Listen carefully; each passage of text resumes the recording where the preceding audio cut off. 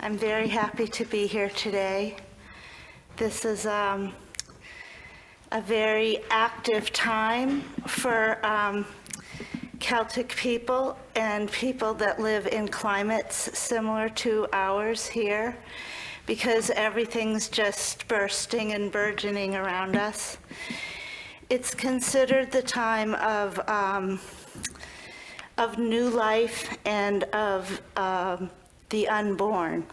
Just as on the opposite side of the year, we have the holidays for the dead. But this is when we have the holidays for those who are to come in the future. And that makes it a happy time with flowers and fairies and pollinators. But it also is a time for us to consider our responsibilities to the future. And we honor our ancestors, we honor the past that has brought us here, but we also need to think about the future generations and what they require from us. And this is a time to do that. So it's very fitting that this is when we chose to have Climate Action Week for the island, because that is one of the areas where our actions now and our activism now is going to make a difference for the future. And I would also say that the hatred and the divisions that have been building in our world is also a similar issue, where if we want our children and grandchildren and great-grandchildren and the future to be a peaceful place, we have to take action now. And we have to be activists. We have to make change. And it's easy as you get older especially to settle into things that have been working okay or even well, and to not really want to change. And as an earth person, I tend to be rather stubborn. I'm famous in my family for not particularly loving change. So this is something that I have been very much taking up to heart, as the world and the nature around me, and also watching the news, has made me feel that staying put is not the best option. Activism is what is really required of us by I believe, our ancestors who showed courage to bring us here, but especially for the future generations that are counting on us to do our part while we are here. So that is why we celebrate the flowers and the fairies and the babies to come, but we also have to take some action and do some serious thinking ourselves. So that is what the month of May is for me. And I wanted to talk today about the magic wand. The magic wand is a classic magical tool of the fairy folk of May, and also of many other traditions who use sticks and staffs and canes in similar ways.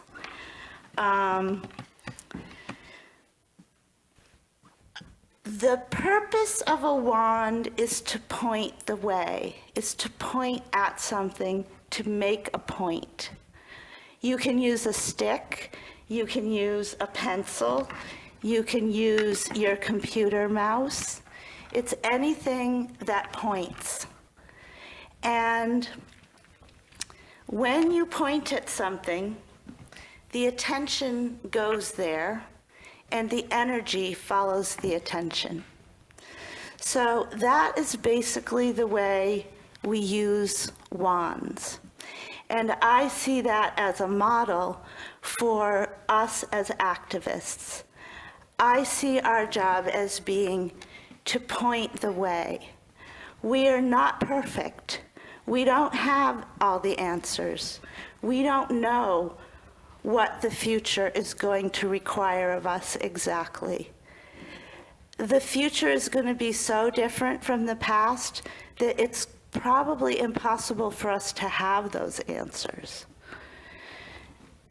The way I was raised by intellectuals and scientists, I was taught that if you don't fully understand a problem, you should not act. You should do more research. Well, I feel like several of the people who lit candles today, that my heart tells me that we can't wait. We can't wait until we know all the answers. We can't wait until we know what to do exactly. We see the direction that needs to be gone in, and we can point the way. We don't have to be there. We can start moving and keep moving in the directions that our hearts tell us is right, and that that the demands of the future tell us is right. So that is my way of using wands lately, is to recognize that you don't have to be all the way there to be effective. The beloved Buddhist teacher Thich Nhat Hanh compared perfection in the form of the enlightened Buddha to the North Star. He said, the North Star can help you find your way home, but you don't arrive at the star. Similarly, as activists, we can act to point the way to help our species and our cultures find their way home without necessarily being any more perfect or wise or understanding than what we are now. Because I think, like the compass needle, like the magic wand, we do have a sense of the direction that we need to move.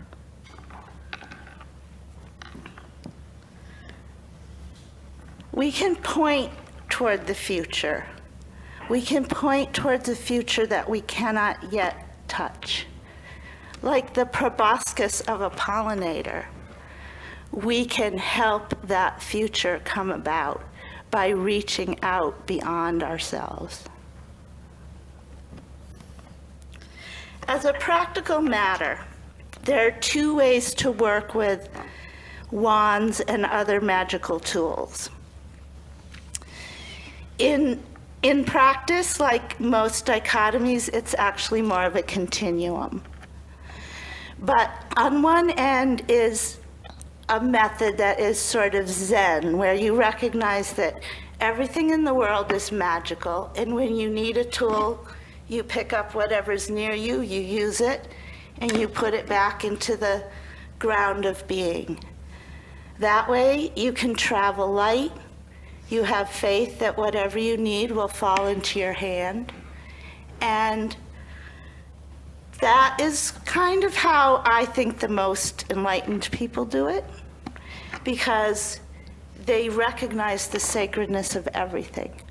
However, the downside of that is you kind of have to start from scratch each time, establishing what you're doing and sort of empowering everything. That can be exhausting. Sometimes people are driven to this method by repression. Witch hunts, refugee status, enslavement, patriarchy. My grandmother's wand was a wooden spoon, and when she waved it around and pointed it at people, they paid attention.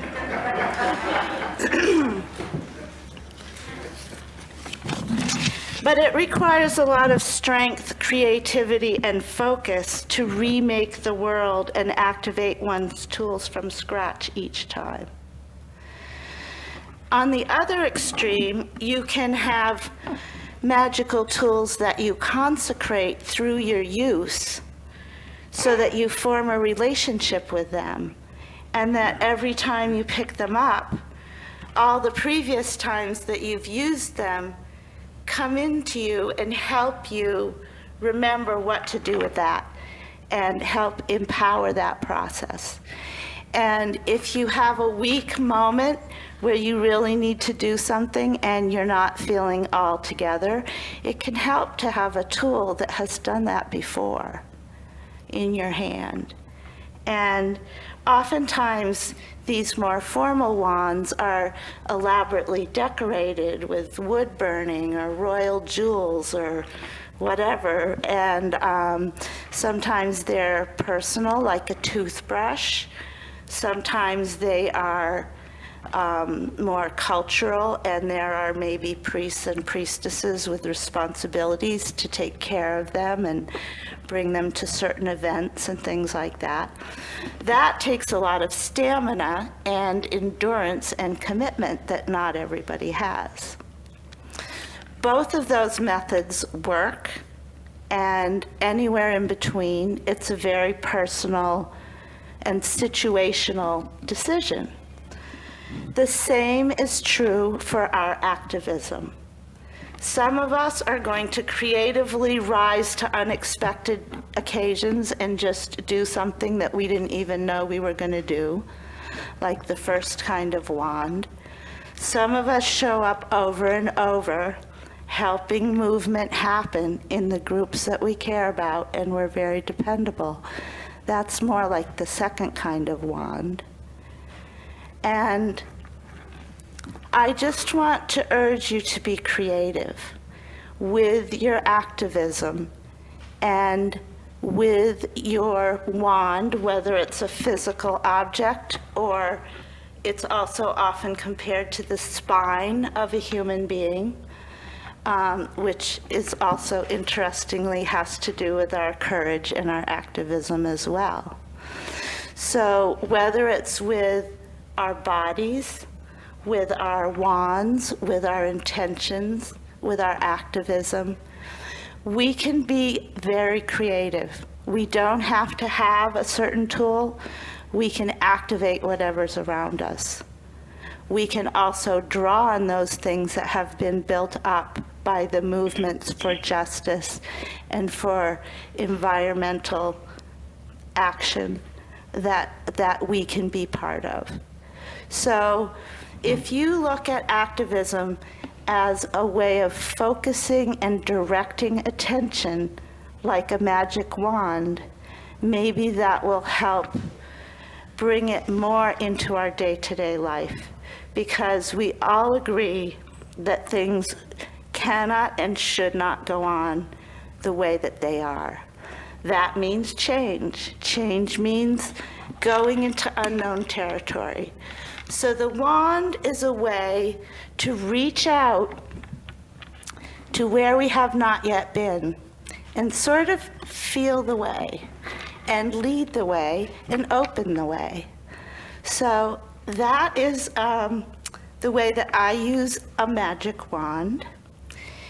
In Celtic tradition, they're usually wood. We do a lot of tree magic, and one of the things we did for May Eve was to start a bonfire with 9 different kinds of wood, which is something that has been done in Celtic countries for thousands of years. I'll just end by saying that if you use the solar calendar with 12 months, May Day, which is the sort of high holiday of all this May stuff I've been talking about, was May 1st. But if you use the lunar calendar with 13 months, it's tonight with the full moon, which is having an eclipse. If you can get up or are up at midnight and it's not cloudy, that is going to be worth looking at. So even if you're asleep, there's all kinds of energy moving around out there. So it's a good night to go to sleep with the intention of being even more active activists when we wake up. Thank you.